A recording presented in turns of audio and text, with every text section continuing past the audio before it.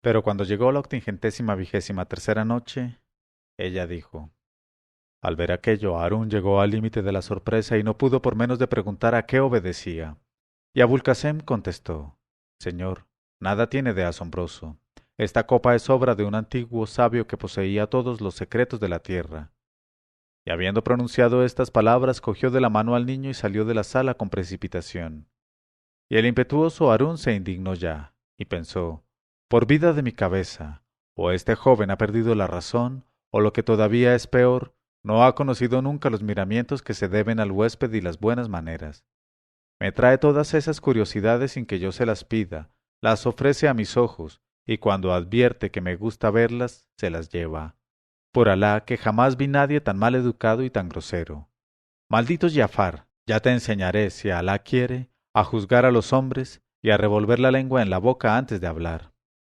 En tanto que Al-Rashid se hacía estas reflexiones acerca del carácter de su huésped, le vio entrar en la sala por tercera vez, y en algunos pasos de él le seguía una joven como no se encontraría más que en los jardines del Edén, y estaba toda cubierta de perlas y de pedrerías, y aún más ataviada con su belleza que con sus galas. Y al verla, Harún se olvidó del árbol, del pavo real y de la copa inagotable y se sintió que el encanto le penetraba el alma. Y después de hacerle una profunda reverencia, la joven fue a sentarse entre sus manos, y en un laúd hecho de madera de áloe, de marfil, de sándalo y de ébano, se puso a tocar de 24 maneras diferentes con un arte tan perfecto que Al-Rashid no pudo contener su admiración y exclamó: «Oh jovenzuela, cuán digna de envidia es tu suerte». Pero en cuanto Abulcasem notó que su convidado estaba encantado de la joven, la cogió de la mano al punto y se la llevó de la sala con presteza. Cuando el califa vio aquella conducta de su huésped quedó extremadamente mortificado, y temiendo dejar estallar su resentimiento no quiso permanecer más tiempo en una morada donde se le recibía de manera tan extraña. Así es que, en cuanto el joven volvió a la sala, le dijo levantándose: «Oh generoso Abulcasem, estoy muy confundido en verdad de la manera como me has tratado, sin conocer mi rango y mi condición. Permíteme, pues, que me retire y te deje tranquilo, sin abusar por más tiempo de tu munificencia». Y por temor a molestarle, no quiso el joven oponerse a su deseo, y haciéndole una graciosa reverencia, le condujo hasta la puerta de su palacio, pidiéndole perdón por no haberle recibido tan magníficamente como se merecía. Y Harún emprendió de nuevo el camino de su Khan pensando con amargura: «Qué hombre tan lleno de ostentación ese Abul Casem. Se complace en poner de manifiesto sus riquezas a los ojos de los extraños para satisfacer su orgullo y su vanidad. Si en eso estriba su largueza, seré yo un insensato y un ciego. Pero no, en el fondo, ese hombre no es más que un avaro de la especie más detestable, y pronto sabrá Giafar lo que cuesta engañar a su soberano con la más vulgar mentira». Y reflexionando de tal suerte, Al-Rashid llegó a la puerta del Khan, y vio en el patio de entrada un gran cortejo en forma de media luna, compuesto de un número considerable de jóvenes esclavos blancos y negros, los blancos a un lado y los negros a otro. Y en el centro de la media luna se mantenía la hermosa joven del laúd que le había encantado en el palacio de Abul Casem, teniendo a su derecha al amable niño cargado con la copa de rubíes y a su izquierda a otro muchacho no menos simpático y hermoso, cargado con el árbol de esmeraldas y el pavo real. No bien Al-Rashid franqueó la puerta del Khan, todos los esclavos se prosternaron en el suelo, y la exquisita joven avanzó entre sus manos y le presentó en un cojín de brocato un rollo de papel de seda. Y Al-Rashid, muy sorprendido de todo aquello, cogió la hoja, la desenrolló y vio que contenía estas líneas: «La paz y la bendición para el huésped encantador, cuya llegada honró nuestra morada y la perfumó. Y ahora, oh padre de los convidados graciosos, dígnate posar tu vista en los escasos objetos sin valor que envía a tu señoría nuestra mano de poco alcance, y admitirlos de parte nuestra como humilde homenaje de nuestra lealtad para con el que ha iluminado nuestro techo. Hemos notado, en efecto, que los diversos esclavos que forman el cortejo, los dos muchachos y la joven, así como el árbol, la copa y el pavo real, no han desagradado de particular manera a nuestro convidado, y por eso le suplicamos que los considere como si siempre le hubiesen pertenecido. Por lo demás, de Alá viene todo y a él retorna todo. Wassalam».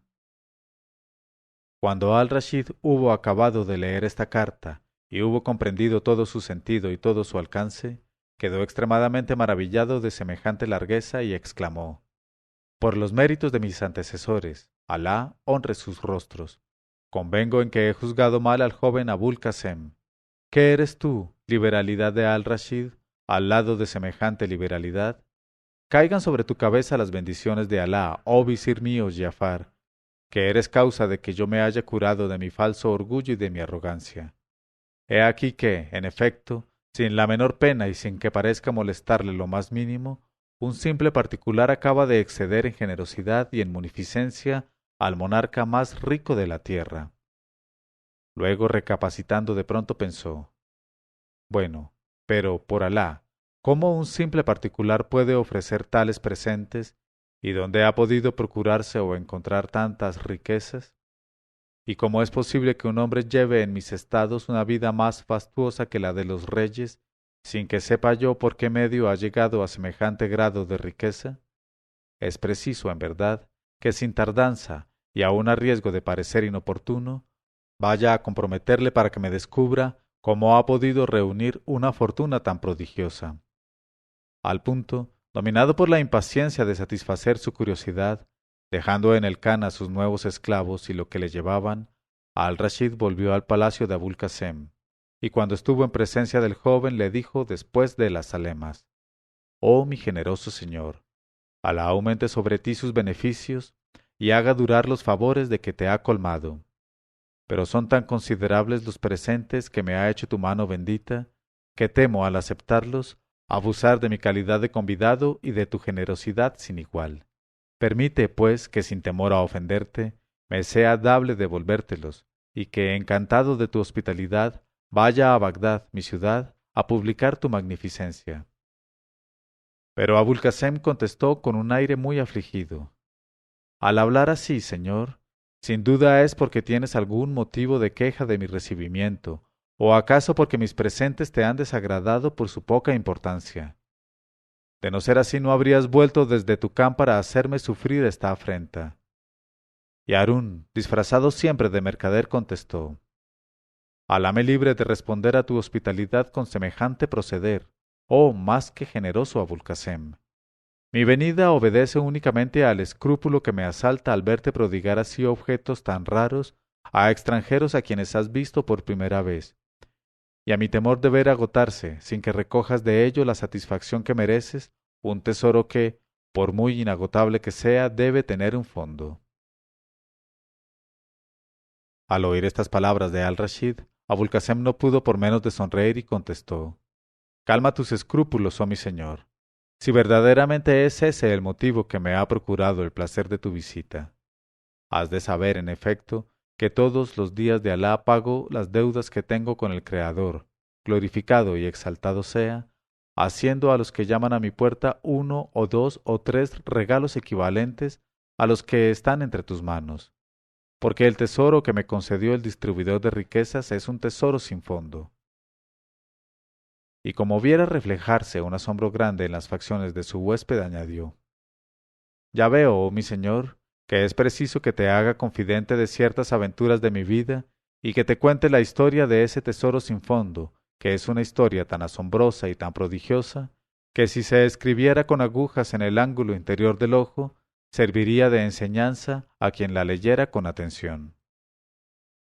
Y tras de hablar así, el joven Abul Qasem cogió de la mano a su huésped y le condujo a una sala llena de frescura, donde perfumaban el aire varios pebeteros muy gratos, y donde se veía un amplio trono de oro con ricos tapices para los pies. Y el joven hizo subir a Harún al trono, se sentó a su lado y empezó de la manera siguiente su historia. Has de saber, oh mi señor, Alá es señor de todos nosotros, que soy hijo de un gran joyero oriundo del Cairo que se llamaba Abdelaziz. Pero, aunque nacido en el Cairo, como su padre y su abuelo, mi padre no había vivido toda su vida en su ciudad natal, porque poseía tantas riquezas que, temiendo atraerse la envidia y la codicia del sultán de Egipto, que en aquel tiempo era un tirano sin remedio, se vio obligado a dejar su país y a venir a establecerse en esta ciudad de Basra, y a la sombra tutelar de los Bani Abbas. Que Alá extienda sobre ellos sus bendiciones. Y mi padre no tardó en casarse con la hija única del mercader más rico de la ciudad, y yo nací de ese matrimonio bendito. Y antes de mí y después de mí no vino a aumentar la genealogía ningún otro fruto. De modo que, al incautarme de todos los bienes de mi padre y de mi madre después de su muerte, Alá les conceda la salvación y esté satisfecho de ellos, tuve que administrar, muy joven todavía, una gran fortuna en bienes de todas clases y en riquezas.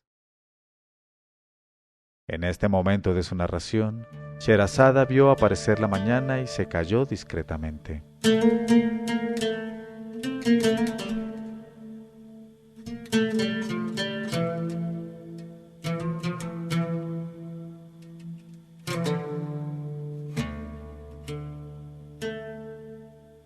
Leyó Mauricio Duque Arrubla, 1001noches.co, 1001noches.co.